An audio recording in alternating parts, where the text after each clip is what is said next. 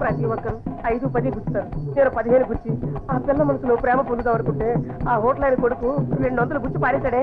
ఇప్పుడు ఏం చేయాలి? గురు మంచి ఐడియా. చెప్పు. మాట్లాడకుండా నువ్వు చంపేసి జైలుకి వెళ్ళండి.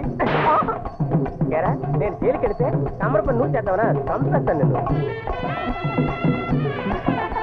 వీడప్ప దగ్గరికి ఇప్పుడే పోతాను. వీడి ప్లాన్ నే మార్చేస్తాను. హనుమంతుడి దగ్గర కుప్పు జంతులు.